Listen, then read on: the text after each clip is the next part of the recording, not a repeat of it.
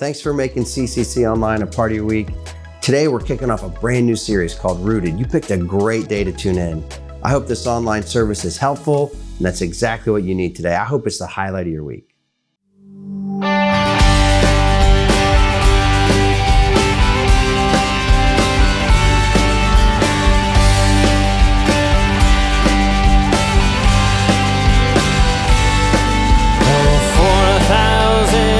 To sing my great Redeemer's praise, the glories of my God and King, the triumphs of His grace.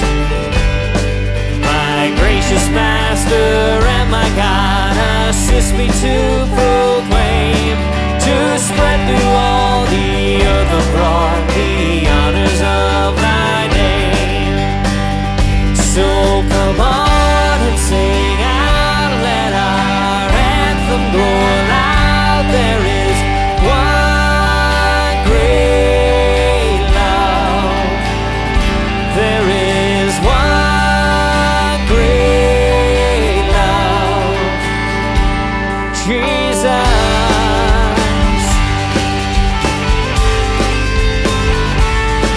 Jesus, the name that charms our fears, that bids our sorrows cease. 'Tis music in the sinner's ears, 'tis life and health and peace. He breaks the power of canceled sin, He sets the prisoner free. His blood can make the foulest clean, His blood availed for me. So come on and sing out, let our anthem grow loud. There is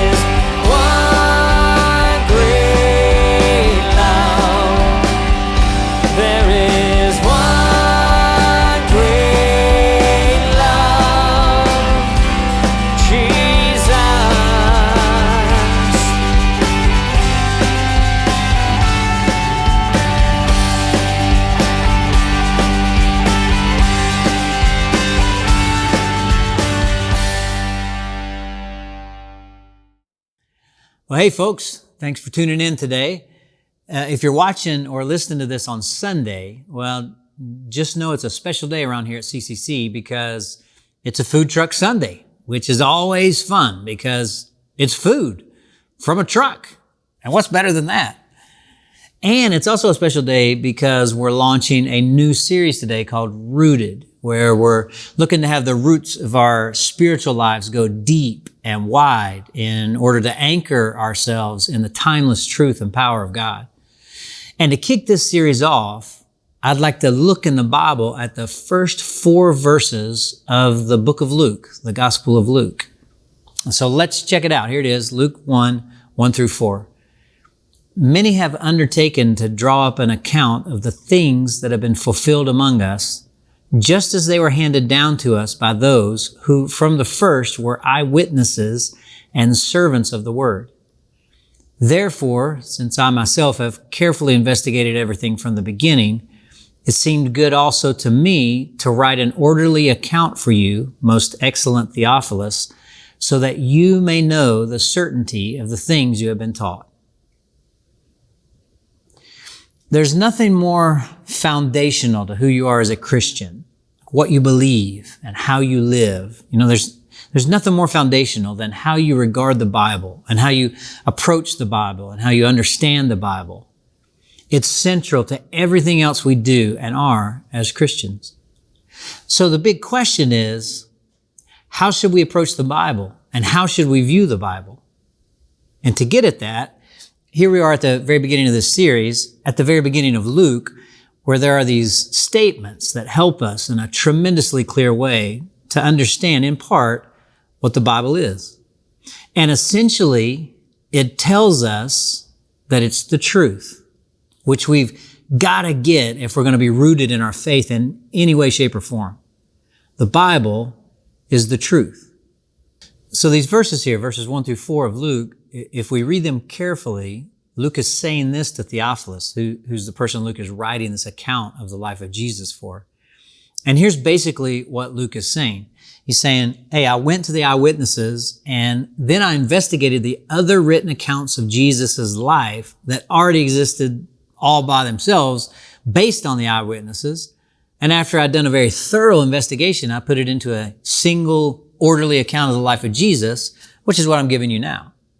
Luke says that's the nature of my account. And it's really the nature of all four of the Gospels, not just Luke, but Matthew, Mark, and John also.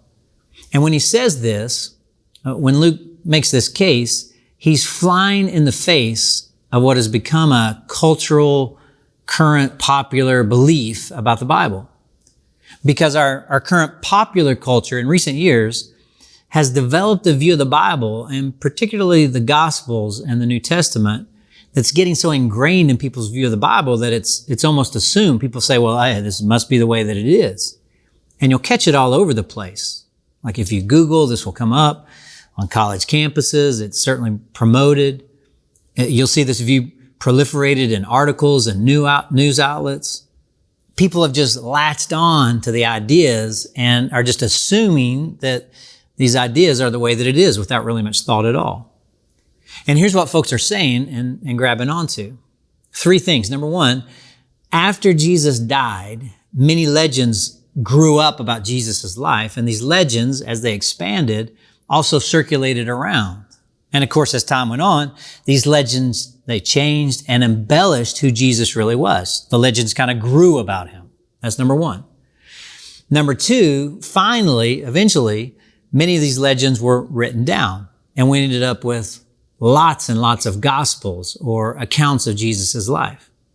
And then number three, around 300 years or so later, the powers that be in the Christian church, they got together and they threw out all the other gospels and they chose the four we now have, Matthew, Mark, Luke, and John, because these four gospels consolidated their power and helped them get across their particular points of view, and it just supported their position and their leadership.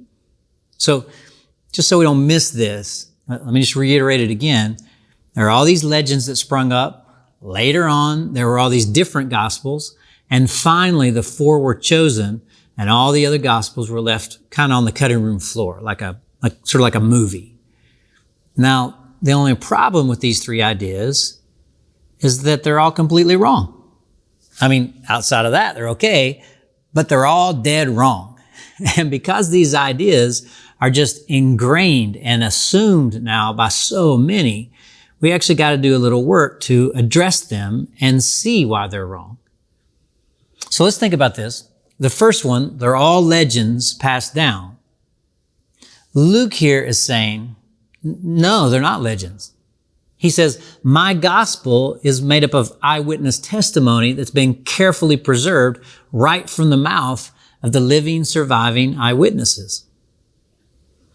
You know, Richard Balcom, he wrote a significant book, 15 or 20 years ago or so. He revised it a couple years back, but it's called Jesus and the Eyewitnesses. And it completely refutes the popular understanding of the Gospels in the New Testament.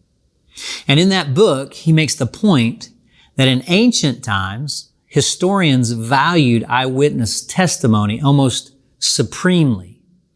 Now, you and I would understand that to some degree. Like if you were writing a history of some battle and you found out that there were some surviving eyewitnesses, like 3 surviving eyewitnesses to that battle, you wouldn't feel you'd written a good history unless you had talked to all 3 of them. And you'd check everything else you heard by the eyewitnesses to make sure your perspective kind of passed the sniff test. And even today, we would say there would be no better recent source for a real good history than a surviving eyewitness. But in those days, it was even more important, says Balcom, because this was before printing, before you had libraries and publications and magazines, and everything was hand copied, which meant that if you were reading an historian, it was really hard to check out their primary sources. I mean, today we can, go to the library, we can check the primary sources, we can get somebody's primary source out, and we can see it. But in those days, the best way for an historian to say, hey, I didn't make this up. This is not a fabrication. It's not fiction or a legend. The best way would be to say, hey, this is based on surviving, living eyewitnesses, and here they are. Because when you said that your work's based on eyewitnesses, then that checked any fabrication. That was some measure of accountability. It was a way of being publicly accountable because anybody could go and talk to the eyewitnesses and fact check what you wrote. And therefore, Balcom says that if you read Luke in the ancient Greek language that it was originally written in, you'll notice that the first 4 verses are very different than the rest of the book. They're very formal, they're very stylized, very different from the rest of the Gospel of Luke. And it's because what Luke is doing here in the first 4 verses is he's using recognized, established history language. It's a way for an historian to say, hey, this isn't fiction, this isn't a legend, it's based on eyewitness testimony. That's what Luke is saying here. And of course, the eyewitnesses, they're all dead now, but they weren't then. And you know how we know? Because they're listed. Like in Mark 14, when Jesus is on his way to Calvary and he can't carry the cross because he's so weak, and a man named Simon of Cyrene is made to carry the cross for Jesus. So Simon, he comes and he carries that cross. And then Mark adds this: a certain man from Cyrene, Simon, the father of Alexander and Rufus. Now, Rufus and Alexander, they're not in the story. They're not there at the time of this. Why would Mark, the historian here in this gospel, why would he talk about them? Well, the only reason that Mark could say, Simon of Cyrene carried the cross, he's the father of Rufus and Alexander, is if the readers knew who Rufus and Alexander were or could know and could check it out. Why is it that the 4 Gospels say that in the Garden of Gethsemane, Peter cut off the ear of a soldier, but only John names him Malchus? Why is it that the Gospels all talk about the man who was born blind and was healed on the side of the road, but only Mark names him Bartimaeus? Why is it that all 4 Gospels talk about the women who were present and went to Jesus' tomb on that first Easter morning, but only Mark mentions Salome? Why is it that later on in Luke chapter 24 on the road to Emmaus, there are these 2 disciples and they talk to Jesus, the resurrected, risen Jesus, but only one of them is named, Cleopas, and the other isn't given a name? Balcom points out that if you're writing fiction, you either name the 2 people or you don't name the 2 people. You don't give one name and not the other. But these were their eyewitnesses. These were their sources. And therefore, there's no way that the gospel accounts of Jesus' life, again, Matthew, Mark, Luke, and John, there's no way they're legends. In fact, Balcom goes on to say that there's a difference between historical composition, where an historian composes and makes an account, and eyewitness testimony that has selectivity of detail, that has narrator perspective, especially the resurrection accounts.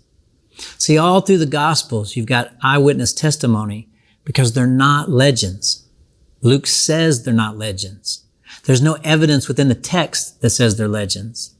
They're eyewitness testimony. They're history. It's the truth. It really happened. We gotta see this. It's authentic. Now, some of you might be saying, Dave, why are we talking about this? Why are you making such a big deal about this and kicking off this series with this? Well, in part because the legends that grew over time idea, it's so prevalent in our culture and so many have latched onto it as the truth. And in doing so, folks just throw out the importance and the authority of the biblical account and they eventually throw off their faith. That's what I see. They end up not really being rooted in anything because they think they can't really trust the Bible we have. And I want you to have great confidence in the Bible and stand firm on what's recorded there. And remember the other 2 parts of that, popular cultural perspective, that these were written down many, many, many years later. Well, that's not true either. It's not even close to being true. The fact is, all 4 of the Gospels are written inside the lifetime of the living eyewitnesses. And one of the reasons we know this, are you ready for this? One of the reasons we know this is P52. P52 is a papyrus, a scrap of John 18 from the Bible, and it was found in Egypt. It's actually housed in a museum in the UK, and it was found in Egypt. It's dated about 100 AD, and because it took years, since everything was hand copied, it took years for books to be copied and circulated. Everybody now says John, which is the latest of the 4 Gospels, couldn't have been written any later than 85 or 90 AD, which means all the Gospels were written within 30 to 60 years after Jesus' death, within the lifetime of many, many, many eyewitnesses, you see. Some of you may remember the Da Vinci Code, written by Dan Brown, that bestseller that depicts Constantine in 325 AD is basically decreeing Jesus' divinity and like suppressing evidence of his original life as a human teacher. Of course, as we're talking about here, the New Testament documents are way too early for that to be true. In fact, the book of Philippians in the Bible, which worships Jesus as divine. I mean, check out chapter 2 sometime on your own. You should read chapter 2 this week. It was written less than 15 years after Jesus died, and it clearly articulates the divinity of Jesus. But that idea of Jesus' divinity emerging later and being embellished later by Constantine or the early church leaders, it is stuck and it like sticks with us in our culture in part because of Dan Brown's book, The Da Vinci Code, or the subsequent movie that was made. And that's just not true at all. At all. In fact, one historian reading the Da Vinci Code said this, and this is a real historian after reading the Da Vinci Code, wrote this. Dan Brown says that when the Emperor Constantine declares Jesus divine, Christianity won the religious competition in the Roman Empire by an exercise of power rather than by any attraction that it exerted. An actual historical fact, the church had won that competition long before that time, before it had any power, when it was still under sporadic persecution. And then check this out. If an historian were cynical, he would say Constantine chose Christianity because it had already won and he wanted to back a winner. See, the New Testament documents essentially show Jesus' divinity, the miracles, the resurrection, his power, what he says about himself, his claims to be the Son of God. The dates for the writing of the New Testament documents essentially show that everything about Jesus, his words, his death, his resurrection, his claims to be, on par with God, the miracles, those things really happened, and you can trust them in part because they were written too early to be legends. I mean, anybody could write a document 200, 300 years later when all the eyewitnesses were dead and say anything they wanted about a figure, especially back then. But that person could not say Jesus was crucified and then resurrected when thousands of people, both for and against, both pro and con, were still alive who had seen whether he had been or not. I mean, if Jesus hadn't been crucified, if there hadn't been appearances after his death, if there hadn't been any empty tomb, if he hadn't made these claims about himself, and these public documents were just going around and claiming all these things to be true, Christianity would never have gotten off the ground. The New Testament, it was written too early to be legend. Think of it this way. This Sunday is September 11th. It's a very significant event in our country that happened on September 11th, 21 years ago. What was it? Planes were hijacked and flown into the Twin Towers in New York City, along with the Pentagon. And the images of those towers smoking and eventually collapsing and the devastation it caused is just ingrained in our national psyche. Imagine if somebody was writing a history of that day, 10 years from now, or even 20 or 30 years from now. And that author writing an account of that day said, planes didn't really fly into the Twin Towers. A big earthquake hit Manhattan and flattened those buildings. Or I don't know, termites took it down. Or New York City rats gnawed away at the foundation. I mean, have you seen the rats in New York City? Or Thanos just snapped his fingers, you know? They were casualties of the blip. I mean, imagine it's the year 2030 or 2040 or 2050. There's no way someone would get away with trying to pass that off as the truth. Why? Because there would still be so many eyewitnesses around to recount what really happened. Those ideas would not get off the ground, and that version of September 11th, it would not stick. You see, because the four Gospels were not written late, and they were based on eyewitness testimony, you can trust them as true. And by the way, they don't help the early Christian leaders with some sort of power grab, you know, to consolidate their power. You know, because the early Christian leaders, they believed they were, you know, in the line of the apostles and Peter. But when you read the Gospels, the apostles and Peter, they just look foolish all throughout the accounts. If you're making up a religion, you wouldn't play up the terrible failures of the most prominent early leaders. You wouldn't depict them as how they're depicted in the Gospels, petty and jealous at times, slow-witted, and in the end, cowards who desert their master. And if you're trying to make up stories to promote your faith of some sort, some religion, you wouldn't depict the founder of your religion dying the way Jesus does. Every other founder of a religion dies serene, you know, surrounded by adoring followers, you know, brave, looking to heaven, confident of their connection with God. And the founder of Christianity, Jesus, he dies shouting, "Why have you deserted me, God?" And if you're trying to get people to take hold of your religion that you're starting, that's not a successful way to do it. And why make up the account of Jesus asking God in the Garden of Gethsemane if he could take a pass on his mission? I mean, that would have only confused first century possible, you know, converts. They would have concluded that Jesus was weak and he was kind of failing his God if you're making it up. And why invent women as the first witnesses of the resurrection in a society where women were assigned such low status that their testimony wasn't even admissible evidence in a courtroom? That would radically undermine your credibility. See, the bottom line is, if you were making it up to help consolidate your power, you wouldn't have written the Gospels the way that they were written. Why are these stories the way that they are? Because they happened. There's no other good reason for their form and their content. See, here's what Luke is trying to say. This is true. And here's what I'm trying to say today. Don't believe the Bible because it's exciting, even though I actually believe it is. And don't believe the Bible because it's relevant and will meet your needs, even though I think it will. Believe the Bible because it's true. Believe the Bible because it happened. And only if it's true, and only if it happened, will it actually meet your needs.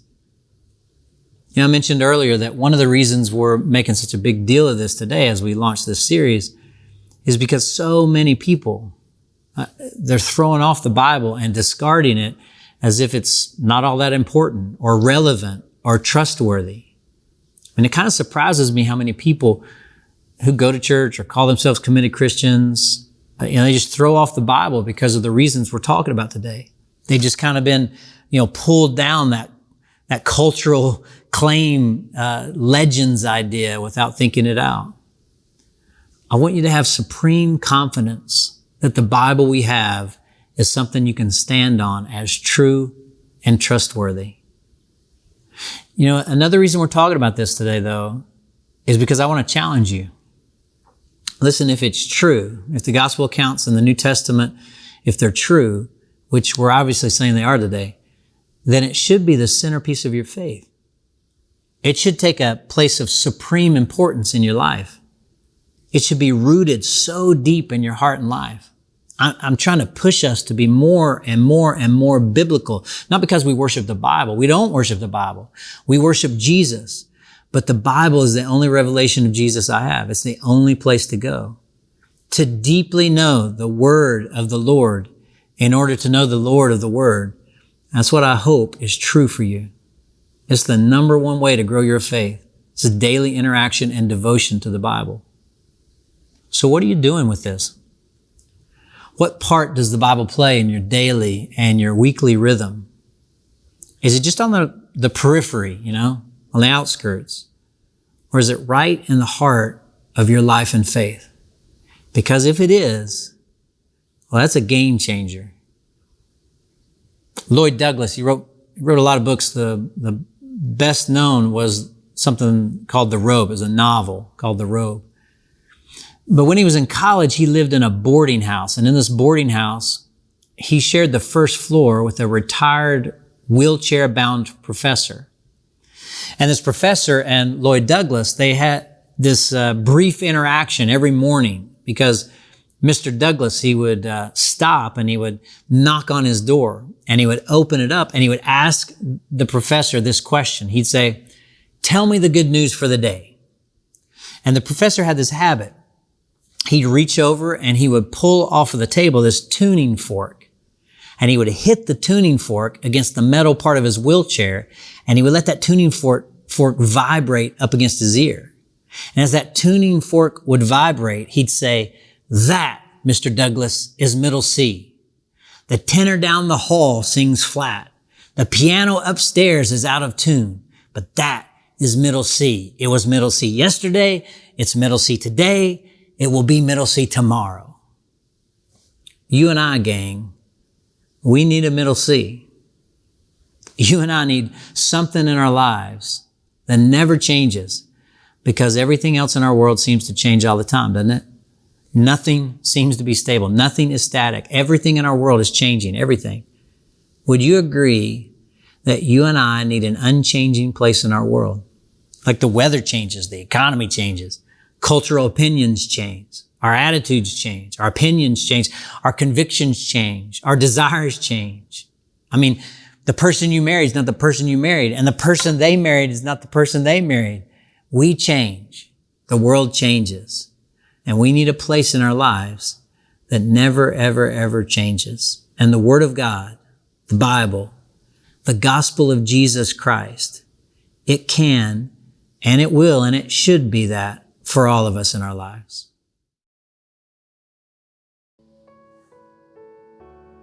We're going to celebrate communion, so grab some bread and juice.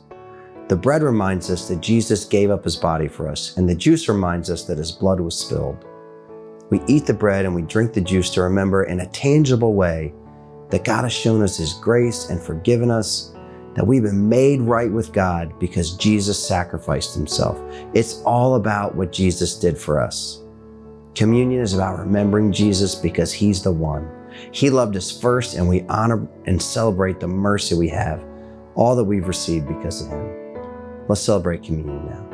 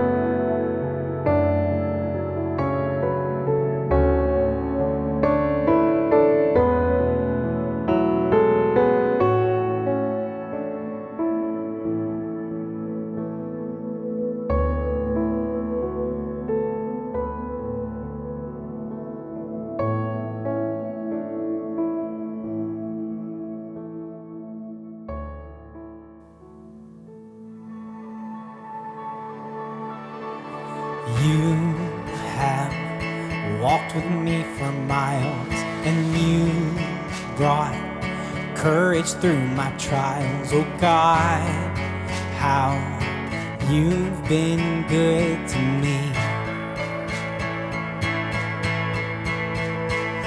So here I stack up all the stones that tell of all the good you've done.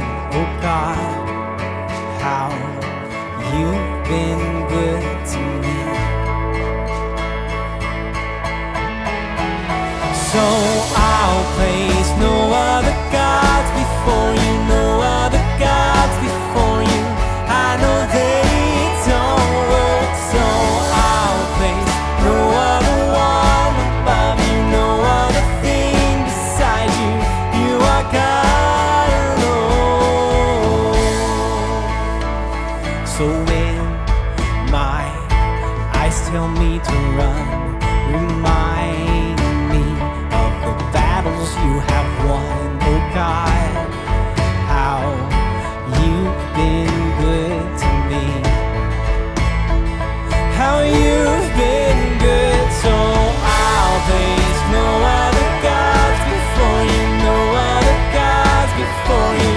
I know they don't work, so I'll place no other one above you, no other thing beside you. You are God alone.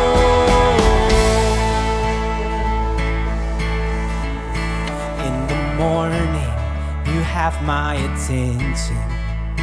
In the evening, you have my attention. Every season, the laughing, the breaking, the dancing, the waiting, you have my attention. In the morning, you have my attention. In the evening, you have my attention. Every season, the laughing, the breaking, the dancing, the waiting, you have my attention. In the morning, you have my attention. In the evening, you have my attention. Every season, the laughing, the breaking, the dancing, the waiting, you have my attention. So I'll place no other God before you, no other God before you. I know they don't work, so I'll place no other one above you, no other thing beside you. You are God alone, so I'll place no other God before you, no other gods before you. I know they don't work, so I'll place no other one above you, no other thing beside you. You are God alone. You are God alone.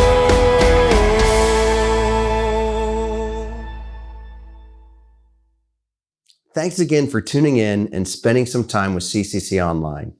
If you're looking for more information about Community Christian Church, head on over to the website communitycc.net. While you're there, click the Plan a Visit button and you can get a great feel for what in-person services are like. It'd be great to see you at an in-person service. If you like this online service, you'll love in person. It'll probably be the highlight of your week. If you'd like to partner with Community Christian Church financially and contribute towards helping people find their way back to God, just click the Give tab on the website, or you can text CCC White Marsh to the number on the screen. Your generosity and support are making a huge difference. They are so very much appreciated. So thank you for entrusting CCC with your resources.